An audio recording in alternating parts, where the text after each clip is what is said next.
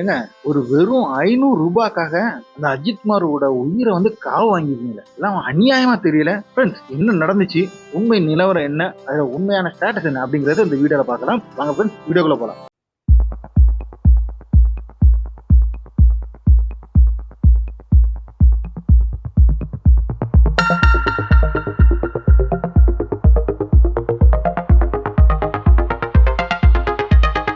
Hi friends, welcome back to SJ Tamil Nadu செய்திகள் and நான் உங்கள் எஸ்ஜே. ஃப்ரெண்ட்ஸ், தமிழ்நாட்டிலே வந்துகிட்டு இன்னைக்கு தமிழ்நாட்டை உலுக்கிட்டு தமிழ்நாடு அரசுக்கு வந்து மிகப்பெரிய கெட்ட பேரை வாங்கி கொடுத்த ஒரு மிகப்பெரிய சம்பவம் தான் வந்துகிட்டு அஜித்குமார் அப்படிங்கிற ஒரு கோவில்ல உள்ள காவலாளி. அவனை வந்துகிட்டு விசாரணை என்ற பெயர்ல வந்துட்டு கொடூரமாக தாக்கப்பட்டு கொலை செய்யப்பட்ட இந்த வழக்கு. இதுல வந்துட்டு 6 பேர் குற்றவாளியா வந்துகிட்டு அறிவிக்கப்பட்டு அதுல 5 பேர்த்துக்கு வந்துகிட்டு ரிமாண்ட் பண்ணியிருக்காங்க. ஒருத்தர் வந்துகிட்டு அவரை வந்துகிட்டு டிரான்ஸ்ஃபர் மட்டும் பண்ணி வச்சிருக்காங்க. அது ஒரு நிலைமையில நிக்கணும் வைங்களேன். இப்போ நம்ம கேட்கிற கேள்வி முதல்ல இந்த அரசோடும் சரி காவல்துறையோடும் சரி, ஃபர்ஸ்ட் கேள்வி நம்ம கேட்கறது, என்ன அடிப்படையில வந்து நீங்க அஜித்குமாரை கைது பண்ணீங்க? இந்த கைதியா நீங்க பண்ணல, எப்படி காவல்ல நீங்க எடுத்து எப்படி நீங்க ரிமாண்ட் பண்ணீங்க? எஃப்ஐஆர் இருக்கா? ஒரு எஃப்ஐஆர் காப்பி கூட போடாம நீ வந்து கைது பண்ணிருக்கீங்க. என்ன பேர்ல? நகையை காணும், 10 சவரன் நகை காணும் சொல்லிட்டு நீங்க சொல்லிருக்கீங்க. கரெக்டா எத்தனை கிராம் நகை? ஒரு நாளுமே வந்து கரெக்டா 10 சவரன் அப்படின்னு சொன்னா 80 கிராம். அப்ப 80 கிராம் துல்லியமா இருந்துச்சு அந்த நகை. என்னெல்லாம் நகை அந்த டீட்டெயில் கிடையாது. கம்மலா, நெக்லைஸா, மாலையா, வளையலா, கொலுசா, ஒட்டியானமா, என்னென்ன நம்ம சொல்லலாம்ல. இதுல எது ஒவ்வொன்றும் எத்தனை கிராம், இப்படி எந்தவாது டீட்டெயில் இருக்கா? ஒரு திருட்டு கேஸ், அதாவது சிம்பிளா நம்ம சொல்றோம்னா, பஸ்ல வந்துகிட்டு ஒரு மாலையை அடிச்சுட்டான்னு வச்சுக்கோங்களேன். ஒரு பெண்கள் திருட்டு கும்பல் வந்துகிட்டு நம்ம திருடுற வந்துட்டு சகஜமானது. ஏகப்பட்ட கேஸ் நம்ம பார்த்துருக்கோம். அதுல பஸ்ல வந்துகிட்டு போட்டானா உடனே பஸ்ஸை கொண்டு வந்து நிறுத்தி அவ்வளோத்தையும் செக் பண்ணிட்டு, செக் பண்ண மட்டும் தான் செய்வாங்க. அப்புறம் வந்துகிட்டு எழுதி வாங்கி அதுக்கப்புறம் தான் அந்த திருடரை வந்துகிட்டு கைது செய்யறதும் கஸ்டடி எடுக்கிறதும் எல்லாமே. உண்மை அதுதானே? எங்க ஆதாரமா, ப்ரூஃபா, எங்க அந்த கம்ப்ளைண்ட்டுங்க, அவங்க கொடுத்த கம்ப்ளைண்ட்டுங்க இருக்கா? இல்ல வாய்மொழியா சொல்லிச்சுன்னா உங்களுக்கு தலைமை செயலகத்தில் உள்ள ஐஏஎஸ் வந்து கூப்பிட்டு சொல்லுவாப்ல, நீங்க அவங்க வந்து கேஸ் எடுப்பீங்க. அப்படிதானே? 500 ரூபாய்க்கு வந்து இந்த வீல் சேர்ல வந்து அஜித்குமார் கேட்டாப்லையா, இந்த நிக்கிதாங்கிற மேடம் என்ன 500 ரூபாய் கேட்குற, நான் உனக்கு 100 ரூபாய் தரேன். இந்த வாக்குவாதம் தான். வீல் சேர் கொண்டு வந்தோம்ல, 500 ரூபா கொடுங்க, நாங்கள் 5 ஸ்டாஃப் இருக்கோம் அப்படின்ற மாதிரி சொன்னார். நான் 100 ரூபாய் தான் கொடுத்தேன். அப்போ ஒரு 500 ரூபாய் சம்பவத்துக்காக திட்டமிட்டு இந்த பையனை அட்வென்ச்சரா தன்னோட அதிகாரத்தை பயன்படுத்தி, ஃப்ரெண்ட்ஸ், உண்மையிலே சொல்ல போனா இந்த கேஸ் அப்படிங்கிறது வெறும் ஒரு 500 ரூபாய்க்கு 10 பவுன் நகை எல்லாம் வந்துகிட்டு திருட்டே போலங்க. வெறும் 500 ரூபாய் கேட்டதுக்கு. எதுக்காக 500 ரூபாய் கேட்டாங்க அப்படின்னா, இந்த அம்மாவை வந்துகிட்டு வீல் சேர்ல கொண்டு போயிட்டு, அதாவது இந்த நிகிதாங்கிற இந்த டாக்டர் நிகிதாங்கிற இந்த பொண்ணோட அம்மாவை வந்துகிட்டு வீல் சேர்ல கொண்டு போறதுக்கு, வீல் சேர் கொண்டு வந்து அவங்க வந்து கூட்டி கொண்டு போறதுக்காக இவங்க கேட்ட ஒரு தொகை தான் 500 ரூபாய் அப்படின்னு அவங்க சொல்றாங்க. இந்த 500 ரூபாய்ங்கிறது ஒருத்தருக்கு இல்ல, 5 பேத்துக்கு. ஆளுக்கு 100 ரூபாய். நாங்க 5 பேர் இருக்கோம், 5 பேத்துக்கு 500 ரூபாய் கேட்டிருக்காப்ல. இந்த பொண்ணு சொல்றது என்னன்னா, உங்க வாயால சொல்றதுதான். அந்த வீடியோ பாருங்க. அந்த கோயில் ஸ்டாப் மேல உங்களுக்கு சந்தேகமா இருக்கா? அந்த டெம்பரரி கோயில் ஸ்டாப் மேல உங்களுக்கு சந்தேகமா இருக்கா? ஆமா, கண்டிப்பா. பெரிய அவர் தான் எடுத்துட்டு போனாரு. HRNCல இருக்கிறவங்க எல்லாம் கூப்பிட்டு விசாரிச்சப்போ அவர் நிறைய முன்னுக்கு பின்ன மரணா பதில் சொன்னாரு. என்கிட்ட 500 ரூபாய் கேட்டு அவர் கொஞ்சம் தகராறும் பண்ணாரு. வீல் சேர் கொண்டு வந்தோம்ல, 500 ரூபாய் கொடுங்க, நாங்கள் 5 ஸ்டாஃப் இருக்கோம் அப்படின்ற மாதிரி சொன்னாரு. நான் 100 ரூபாய் தான் கொடுத்தேன். இமீடியட்டா அவர் ஃப்ரெண்ட் ஒருத்தருக்கு ஃபோன் மூலியமா எனக்கு அந்த மேடம் 500 ரூபாய் கொடுத்தாங்க, உனக்கு ஜிபே நான் அனுப்பிடுவேன் அப்படின்ற தகவலும் சொல்லியிருக்காரு. இந்த வீடியோல அவங்களே சொல்றாங்க, 500 ரூபாய் கேட்டாங்க, நான் 100 ரூபாய் கொடுத்தேன். அப்படியே 500 ரூபாய் கேட்டாங்க, 100 ரூபாய் கொடுத்தேன். அப்ப நம்ம வந்துட்டு இதெல்லாம் கரெக்டா போகுதுல்ல. ஆனா அடுத்த ஒரு வார்த்தை சொன்னது நல்லா கவனிச்சிங்களான்னு பாருங்க. திருப்பி அந்த வீடியோ போடுற பாருங்க. என்கிட்ட 500 ரூபாய் கேட்டு அவர் கொஞ்சம் தகராறும் பண்ணாரு. வீல் சேர் கொண்டு வந்தோம்ல, 500 ரூபாய் கொடுங்க, நாங்கள் 5 ஸ்டாஃப் இருக்கோம் அப்படின்ற மாதிரி சொன்னாரு. நான் 100 ரூபாய் தான் கொடுத்தேன். இமீடியட்டா அவர் ஃப்ரெண்ட் ஒருத்தருக்கு ஃபோன் மூலியமா எனக்கு அந்த மேடம் 500 ரூபாய் கொடுத்தாங்க, உனக்கு ஜிபே நான் அனுப்பிடுவேன் அப்படின்ற தகவலும் சொல்லியிருக்காரு.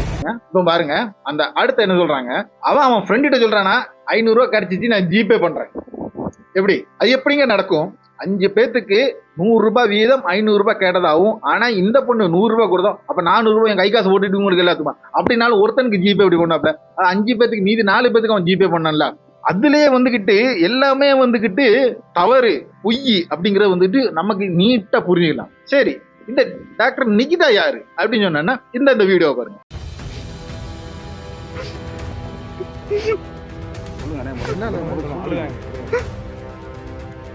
ரெண்டே நல்ல அரசு வேலை, உடனடியாக நீங்கள் 9 லட்சம் கொண்டு வாங்க, உங்களுக்கு பணத்தை வேலையை வாங்கி தந்துடும் அப்படின்ட்டு ஃபோன் பண்ணாங்க. 2010 என்னோட மாணவியாக என்னோட பிஎட் ஸ்டூடெண்ட்டு நிகிதா, அதன் மூலமாகத்தான் அந்த குடும்பத்தில் எனக்கு அறிமுகம். அது போக நம்ம சொந்தம் யாரெல்லாம் இருக்காங்களோ அவங்களுக்கு எல்லாமே சொல்லுங்கள், உடனடியாக வந்துட்டு 2 நாளில் வேலை. அந்த நிகிதாங்கிறவங்க பார்த்தீங்கன்னா எங்கள் மாமாவோட ஸ்டூடெண்ட்டு, தெய்வத்தோட ஸ்டூடெண்ட்டு. அவரை வச்சு தான் எங்களுக்கு பழக்கம். நாங்கள் உங்களுக்கு உடனடியாக என்ன செஞ்சிடறோம், வேலை வாங்கி தரேன்னு சொல்லிட்டு சொல்கிறாங்க. பார்த்தீங்களா இந்த வீடியோ சொல்ல போகிறது 2011 வேலை வாங்கி தரேன்னு சொல்லிட்டு இவங்க 2 பேர்த்திட்டும் 8-16 லட்சம் ரூபாய் ஆட்டையை போட்டிருக்காப்ல. மட்டும் இல்லாம ஏகப்பட்ட பேர்ட்ட கிட்டத்தட்ட கோடிக்கணக்கான ரூபாய் வந்துகிட்டு இந்த பொண்ணு இந்த டாக்டர் நிகிதாங்கிற வந்துகிட்டு ஆட்டையை போட்டுட்டு வக்கீல வச்சும் வேற சில பெரிய அதிகாரி வச்சும் இவன் மிரட்டி இருக்கா. இந்த கேஸ் இப்பவும் இருக்கு. வெறும் 2 நாள் ஜெயில இருந்தாப்ல, வெளியில வந்துட்டாப்ல. இந்த மாதிரி ஒரு பக்கா அக்யூஸ்ட் தான் இவன் மேல கொண்டு கேஸ் கொடுத்துருக்காப்ல. அதாவது என்ன நடந்திருக்கு உண்மையில அப்படின்னு சொல்லிட்டு பார்த்தான்னா, இவங்க காசு கேட்டிருக்காப்ல. எங்க வண்டியை நிறுத்திட்டு வந்ததுக்கும் அந்த அம்மாவுக்கு இது வீல் சேர் கொடுத்ததுக்கும் இதுக்கு காசு கேட்டிருக்காப்ல. ஏதாவது சந்தோஷமா கொடுக்குற மாதிரி கேட்டிருக்காப்ல. இந்த 10 பைசா கூட பிச்சை கொடுக்க தெரியாத இந்த மூதேவி தான் என்கிட்ட காசை கேட்கிறேன்னு சொல்லிட்டு கடுப்புல இல்லாத நகைய இருக்குன்னு சொல்லி இவன் வந்துகிட்டு இந்த மாதிரி ஒரு கம்ப்ளைண்ட் கொடுத்துருக்காப்ல. ஆக்சுவலா அது 1 கிராம் தங்கம் கூட அந்த காருக்குள்ள இல்ல. அதுதான் உண்மை. அந்த நகை எங்க இல்ல சரிமா. எப்பவே வந்துட்டு கொடுக்கப்பட்ட கேஸ்ல 5 பேர், ஒருத்தன் இறந்துட்டா, மீது 4 பேர் இருக்காங்க. அவன் இன்னைக்கும் அந்த ஊர்ல தான் இருக்கப்ப அவன் தலைமறைவாகல. நீ எங்க தலைமறைவாவன? நீ எதுக்காக தலைமறைவாகிற? நீ யோக்கியன்னா எதுக்கு நீ ஓடி போற? கேள்வி வருது இல்ல. பாருங்க நியூஸ் நம்ம எல்லாமே வித் ப்ரூஃபோட தான் நம்ம பேசிட்டு இருக்கோம். ஆள் தலைமறைவு புதிய தமிழகத்துல வந்துகிட்டு சொல்லிட்டாப்ல. அப்போ வேணுக்குன்னு ரிவெஞ்ச் எடுக்கிறதுக்காகவும் சும்மா வந்துகிட்டு, அதாவது நான் ஒரு பெரியவ அப்படிங்கிற காட்டுறதுக்காகவும் கெத்து காமிக்கிறதுக்காகவும் நம்ம என்ன நினைச்சா இன்னமும் நடக்குங்கிற அந்த ஆதிக்க மனநிலை இல்லைன்னு சாதியின் வன்கொடுமையா எதுனாலும் நம்ம சொல்லலாம், எப்படினாலும் நம்ம எடுக்கலாம். ஏதோ ஒரு மோட்டிவேஷன்ல தான் இந்த பொண்ணு இந்த மூதேவி கேஸ் கொடுத்துருக்காப்ல. 100% உண்மை.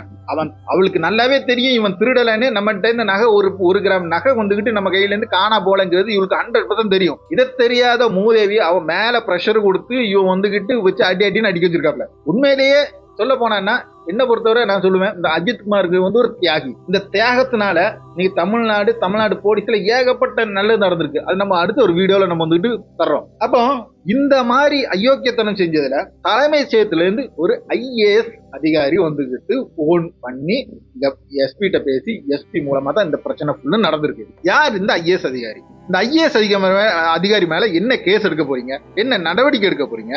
மூல காரணமே வெறும் ஒரு வாய் சொல்லால் சொல்லப்பட்ட ஒரு குற்றத்துக்கு இந்த மாதிரி தண்டனை எங்கேயுமே எடுக்கப்படாத தண்டனை. ஏற்கனவே அந்த வீடியோல நான் காமிச்சிட்டே இருந்திருப்பேன். அதுல அவன் அடிக்கிற வீடியோஸ் நம்ம ஒளிபரப்பு பண்ணியிருக்கோம். அது கோர்ட்ல சப்மிட் பண்ணப்பட்ட இந்த வீடியோ. அதாவது அங்குள்ள டாய்லெட்ல இருந்து கழிவறையில இருந்து வீடியோ எடுக்கப்பட்ட வீடியோ. உள்ள ஹோல்ஸ் மூலமா அந்த ஓட்ட துவாரம் மூலமா எடுக்கப்பட்ட இவன் அடிக்கிற அந்த அஜித்குமார் டாக்டருக்குள்ள வீடியோ. ஒரு நாயாது ஒரு காவல்துறை நாயாவது யூனிஃபார்ம் போட்டிருக்கா? நீ யாரு? நீ காவல்துறையா ரவுடியா? நீ காவல்துறையில கொட்டேஷனாடா? யூனிஃபார்ம் எங்க? நீ டியூட்டியில தான் கொண்டு நீ அவனை விசாரிக்கிறேன். டியூட்டியில யூனிஃபார்ம் எங்க? யூனிஃபார்ம் இல்ல மஃப்டியில இருந்து அடிக்கிறதுக்கு ரைட்ஸ் யார் கொடுத்தா? உன்னை விசாரிக்கணும்னா உனக்கு விசாரிக்க வேண்டிய இடம் எங்க?